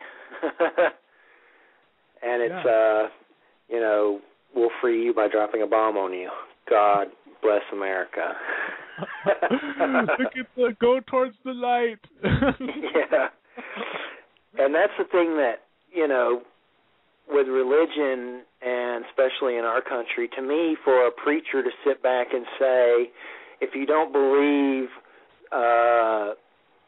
in Jesus my way, you're going to go to hell, and, the devil's going to be there, and, put a pineapple up your butt, and you're going to, the worms are going to eat you, yada, yada, yada. That's no different than a terrorist coming and, blowing you up to me, except it's just on a different level. Yeah. Yeah, no, it's all about instilling the fear and using it as a control mechanism, absolutely. Yeah, and I could see that analogy, even though it's like I'm sure that it's one I use often. Yeah, and I'm sure that a lot of people, especially in the main media, would be like, you could see that. Oh my God, now someone compared the Bible to terrorism. It's like, yeah, that's easy. It's like, oh, what's so big about that? That's why where I live, there's not many people that know I do this my kind of show out of where I live. It's like Baptist around here. I don't tell anybody. There's maybe some girls I see or something, like, hey, I'm a paranormal radio host. Shh, don't tell anyone because I don't want to be lynched. I keep it on the down low around these here parts. Yeah, I bet. Because there's parts over here in California too that are very, very fundamentalist like that too. And that was one of the things I was actually reporting on the show. I think it was last week, because there was a poll done that said that there was 40% of Americans believe in the fundamentalist Christian creationism story. So that sounds like I said, it's obviously a lot of people, but at the same time, that means 60% people in America don't. So that's a good sign to me. Definitely. And I do believe, with my experiences, there's still a part of me that I have some of it figured out, but I don't have a lot of it figured out. There's a lot more to learn. I never, act like I know more than anybody else, because I sure don't. There's always somebody that I think we all hold a piece of a puzzle. And I've said this when I wrote my story out called Walking Sign of the Times, which is basically everything I've told you just wrote out, that everybody that's going through these experiences, or maybe even people that are just interested, everybody has a piece of the puzzle. And if you put all these puzzle pieces together, then you get a whole big masterpiece of a puzzle, and which is the great mystery, so to speak, and you can figure it out. I'm not saying you're going to figure all of it out, but you're going to get more than you had, no doubt about it. And that's what I think, these radio shows are for. We're firing catapults at the walls of tyranny to break them down, and hopefully it leads to something good, and I hope it happens in our lifetime. I do believe if it's going to happen, it's going to happen now. If it doesn't, then I'm going to be sorely disappointed. I think this is the strangest time possibly. Well, maybe not, but it's definitely a weird time to be living in when it comes to all this UFO stuff, and I'm hoping that, the catapults we're firing by doing our shows and being messengers and talking about these things is just a one more, flaming brick that knocks the crap out of that wall and brings forth the truth out of it on some level. Yeah, definitely. And it's interesting because I don't know if you can attest to this too, but I know even just in the time that I personally have been kind of just talking to people in my circles, and then now with the show, I'm seeing so many more people waking up, like people who you didn't think cared or didn't think would allow this into their sensibilities. All of a sudden now are like, wow, I really want to know about this. And a lot of it's not even necessarily they want to know about the doom and gloom. They're just like, wow, I thought it would always be cool if there's extraterrestrials, and now you're telling me there's all this evidence. Dude, I got to see that. You know what I mean? So I'm finding more and more of that, which is kind of cool. Definitely. It's growing. I mean, just in television and, the History Channel, they're kind of weird, but they show a lot of UFO stuff. It's kind of creepy. I don't know what they're up to. But, there's a lot of stuff, History Channel's got some pretty, positive stuff. I mean, better than most anyway, even though I know there's supposedly some stuff about them working for the government or something, which I don't know if that's true, but I've heard weird stuff about that. But like ancient aliens and stuff like that, that's pretty cool. But it's definitely growing on a huge level, and I'm hoping that during our lifetimes something huge is going to happen. And I'm hoping, but I try not to have any expectations because I know what happens when you do that usually.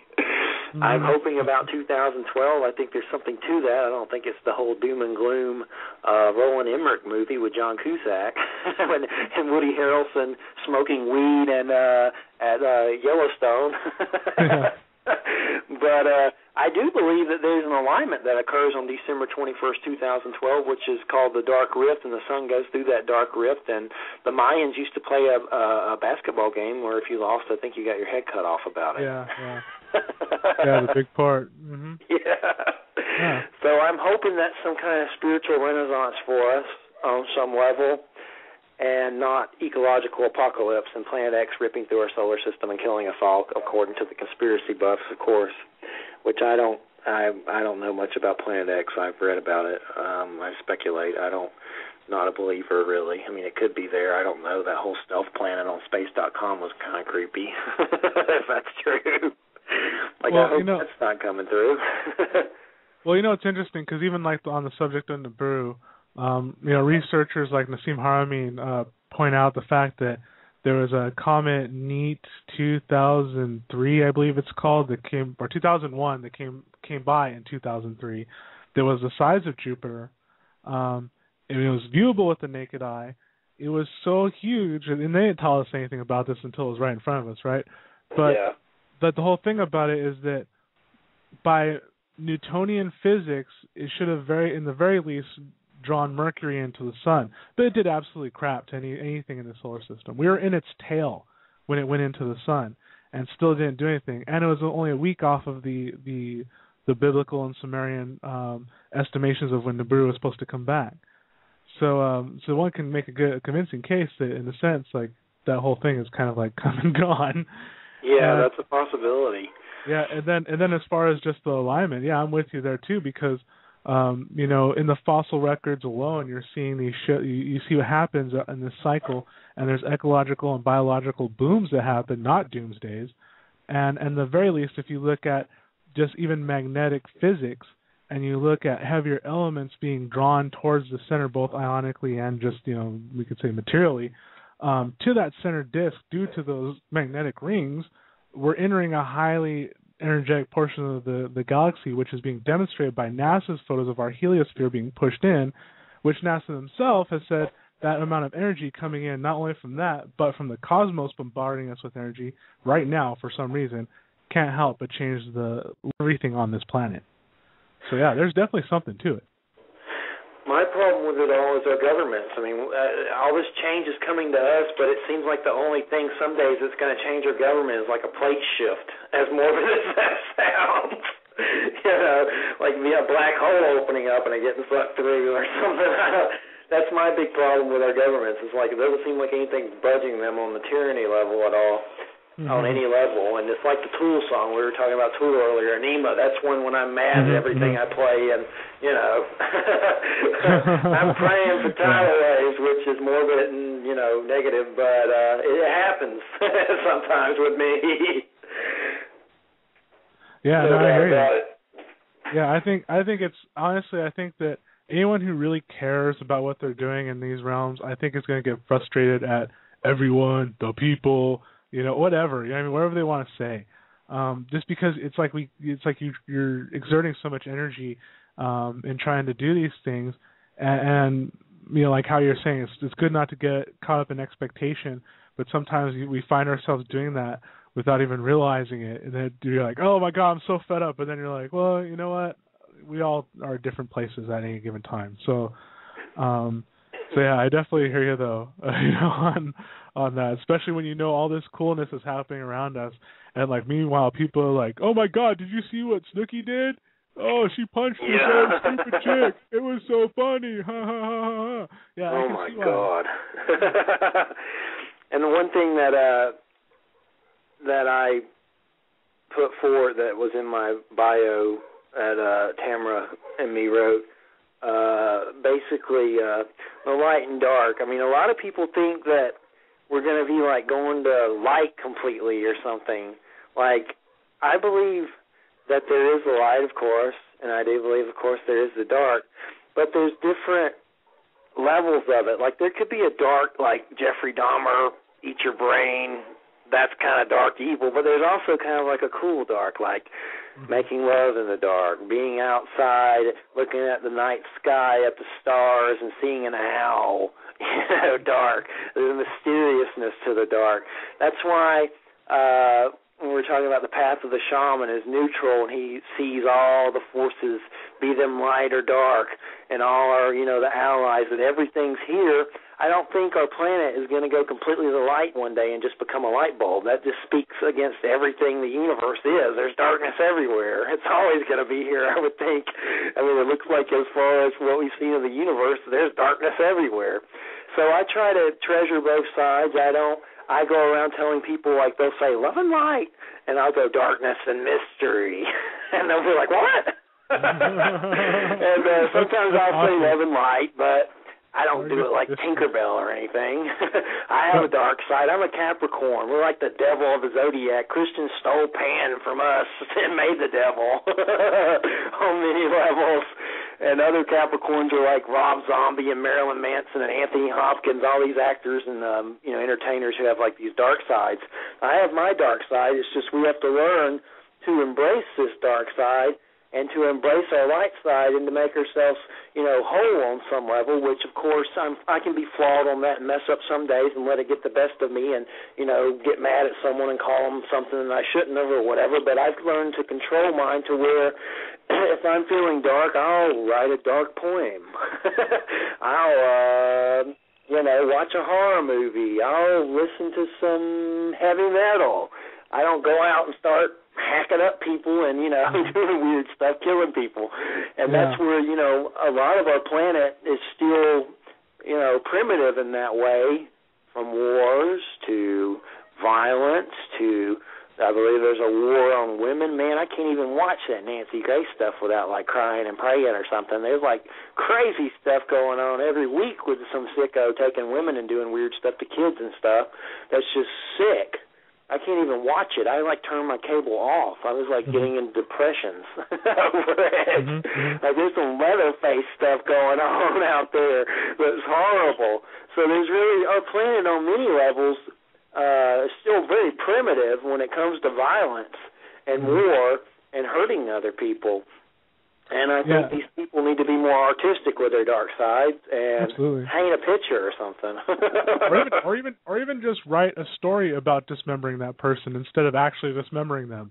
Yeah, exactly. I love fiction horror, man. Stephen King and stuff. I love it. H.P. Lovecraft, I'm there. I actually want to write books about my UFO experiences and paranormal. That's my next phase, is to write a book. And I have all these ideas for spiritual, metaphysical, UFO, paranormal. But my other little dark side says, write a horror book. Write a horror fiction. I have all these ideas dancing around about that, too. I'm going to do both, and that's my plan, my New Year's resolution, as far as I already write a lot of articles and stuff, but to actually write, books. That's cool. Yeah, because, and I think that, I love that expression, though, darkness and mystery. I might have to use that, at least some form of it myself, because it's true. It's true, because it's because that's, especially here, I talk about unity, which is integrating both the yin and the yang, you know what I mean? And light and the dark, because it's that's about this unified field that we're experiencing, no matter which perceived side one might think they're on. It's still a realm of polarity and an awareness of polarity. So it's you have to acknowledge both, because if you don't, you create an imbalance one way or another.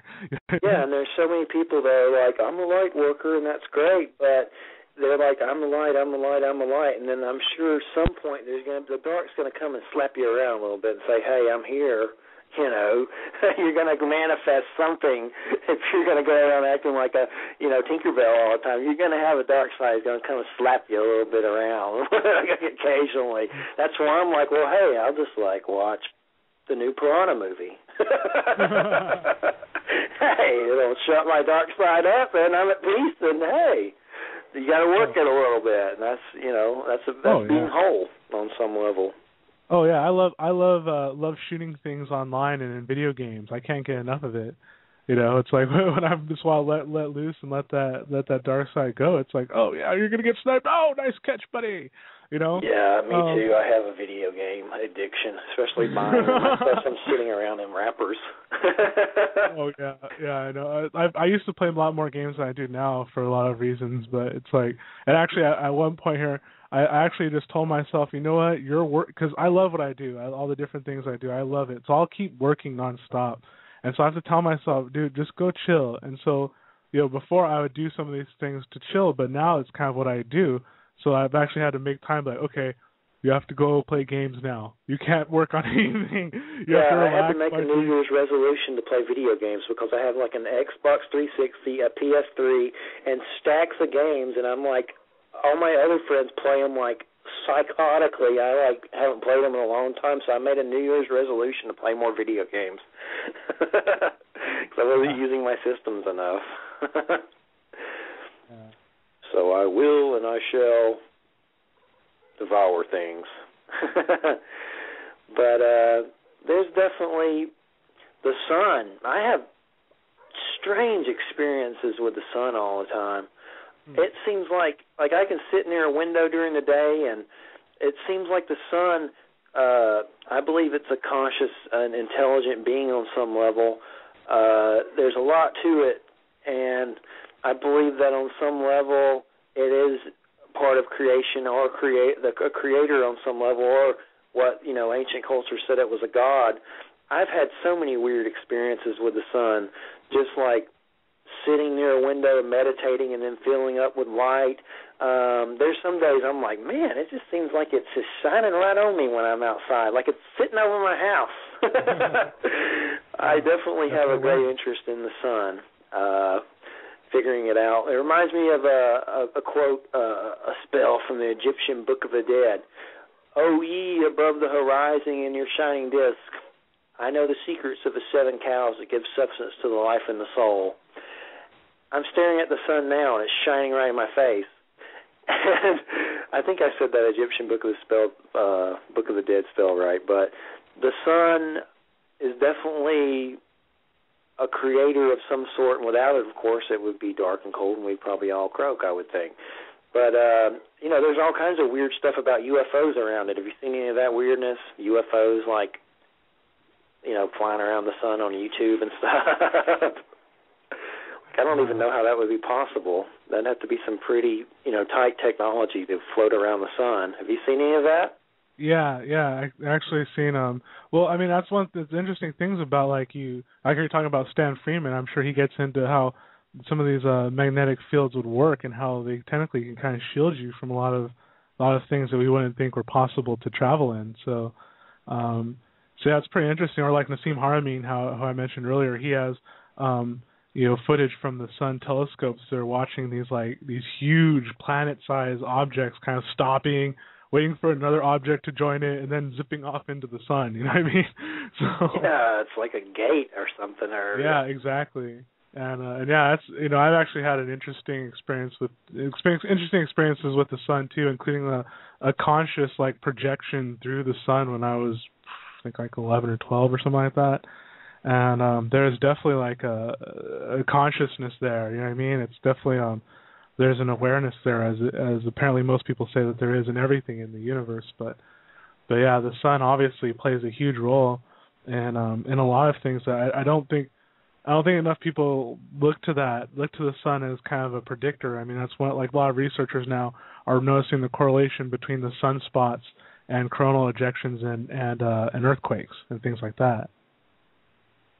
Yeah, it's definitely there's interesting stories about the Green Knight or Galen or something from the Arthurian legends gets his power from the sun, and of course there's Superman. And I can do that if I feel crappy or whatever, just go sit in the sun and meditate and let it fill my body full of white light, and I feel like I got recharged. I wonder if our soul is a part of that light on some level, and maybe it's like a source of the light, divine light, so to speak. There's definitely a lot to it, and it's definitely been going through a lot of mutations lately. Yeah, one of the things that I kind of make the analogy of with the sun is almost like the projector of our reality here in this universe, because how, like you're saying, the suns, by our understanding, are kind of what create a lot of the dynamics which creates movement in life. So it's in that sense, and especially for those who are just really caught in third dimensional reality, the sun really is like that projector of 3D light of all we really sort of see, and at least some people see, at least a portion of what we see, that third dimensional light. So I almost think of it as like a projector of reality, the projectors of reality all over the universe, Definitely, and I've heard of native tribes, when they wake up in the morning, they greet the sun. I started doing that. Maybe that's how it started. But yeah, I think it's just like a dude. It's like a god, yeah. dude. Yeah, it's like a dude up there, man. It's raw. Yeah, just like the Earth. The Earth is a living creature. We're all on this body together, really. Definitely. All that is. And I know some books that I read a lot. Conversations with God by Neil Donald Walsh. Those books have really helped me a lot with understanding, God and looking at God in a new way. And I don't know if you've ever heard of those, if anyone of the audience, but they're called Conversations with God by Neil Donald Walsh. Those books, I think they kept me out of prison in my wilder days. They're just basically, God's talking. Neil Donald Walsh, basically, the producers of the movie What Dreams May Come, did the movie Conversations with God, and basically he is homeless with a broke neck, eating out of dumpsters, living in a park, gathering cans, fighting over cans with homeless people. And he goes and lays down in his tent, and it's pouring rain, and he's like, God, please don't let me die out here. And next thing you know, he gets a radio job, cool, and he gets a little cabin, and he starts chilling in his cabin, and he buys pizza for the other people in the camp and stuff, and then suddenly something else happens, and he loses his job, they go bankrupt, and suddenly he's sitting in this cabin, and this voice talks to him. And this voice is claiming to be God. And he's like, yeah, I finally lost it. And the voice is like, I've never told anyone to murder in my name, and it's just like this intelligent, very super intelligent voice, and he just asks this voice, this intelligence, questions that just really, ring true for me and have helped me a lot, made me understand and have a new view on that intelligence, or what we would call the universe. I try to use terms like the universe or Great Spirit because God has so much, law attached to it because of religion. Very charged. Yeah, and that movie's really good. If you haven't seen it in the books, there's a lot of them. But now the dude's like a New York Times bestseller, translated all over the earth, and he ain't homeless no more. Yeah. But those books are really good. I've tried to get at him for an interview, but he ignores me, unfortunately. Well, maybe in the future. Who knows? You never know. That's right. Got to keep trying. Yeah, it sounds like you've had enough experiences in the past where it's like, oh, man, I'm not going to get these people. Then you just one interesting experience away from it, Jeffrey, and who knows what will happen, right? Exactly. And I've learned the art of dropping names. Like, hey, I've interviewed Nick Poe from Britain, Minister of Defense, former Ministry of Defense, Stan Friedman. I've learned the art of dropping names to get interviews. That is a beauty. That works like a charm. But are we nearing the last few minutes? Yeah, actually, we have about 4 minutes left here. So if you want to actually promote, anything that's going on for you or anything like that, your websites, anything, just go ahead and let everyone here know so they get a chance to follow up with you. All right. Well, basically, the Church of Mabus radio show, you can find us at mabusincarnate.com. I'll spell that for some people because it may be weird. M as in monkey, A, B, U, S, I, N, C, A, R, N, A, T, E, .com. That's mabusincarnate.com. We have a forum there that needs more people on it, so come there and post. And I don't make any money there. I don't get donations. I don't make any money at what I do. I'm trying to figure out that through writing books maybe and selling them. That's my only way right now to try to make money on my show. And basically we interview a lot of cool people. I jokingly say it's heavy metal meets paranormal. And we have a lot of great guests lined up for my 2011 Ragnarok schedule, which is the Norse apocalypse. Yeah. Have Nick Redfern, just a ton of great people. Aaron McCollum's coming in February. Just a lot of interesting people. The Dolans are coming, Richard Dolan, Bryce Zabel this Sunday.